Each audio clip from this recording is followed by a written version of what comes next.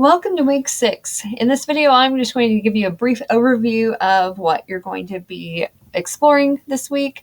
The last couple of weeks have been focused on ISTE Standard 1, being a learner, but in the next 2 weeks, week 6 and 7, you're going to focus on ISTE Standard 3, being a good citizen, and specifically a digital citizen.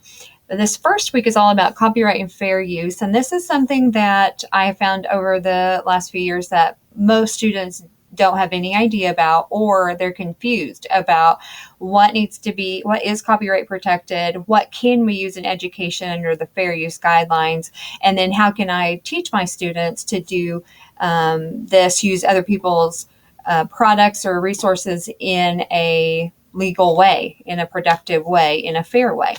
And so you're going to explore these 2 videos. Are really short, but it gives you a great overview and a fun way to learn about this really kind of bland topic sometimes, but it's really important for you to model these citizenship things in your own classroom.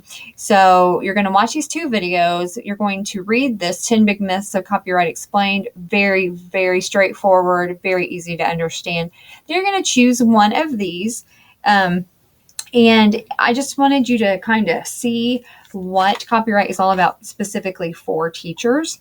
And then you're going to choose one of these videos to watch. And this tells more about, like this one is a teaching channel video, very interesting. It shows an actual classroom. This one is just really funny. If you don't know the PBS Idea channel, they have, he'll say, here's an idea. And then it's like, he talks about it, and he uses all this really fun stuff to talk about it. And this one's about should happy birthday be protected by copyright? Kind of crazy, but it really goes into what things are and aren't. It would be a great video to show like high schoolers, teaching them about copyright issues. Then you're going to do a small group discussion board, which is normal. And then your assignment for this week, you're actually going to be evaluating fair use scenarios. And so before you do anything, you need to actually choose a scenario. So you are going to look at the different scenarios and tell whether it is or not fair use. Okay. And so you can click directly right here to go to the slideshow, because you're going to actually be adding your name as a comment on the slide to choose that one. There's going to be multiple people on a slide, but you need to not do more or two to 3 to a slide, because there are about 12 scenarios there. And then you are going to answer the questions on this form according to the scenario you chose. So that's why it's good to have them side by side here. And then you're going to be focusing on the 4 criteria for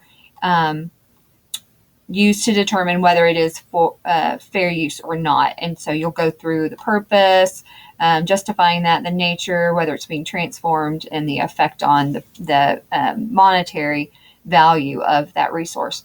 Then you're also going to add a voice thread audio comment on this voice thread, and I show you how to do that there.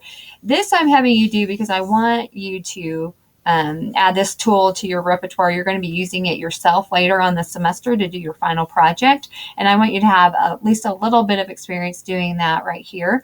You can also read and respond to each other's comments if you would like to do that as well. And so this week's all about copyright and fair use and how it relates to your classroom environment.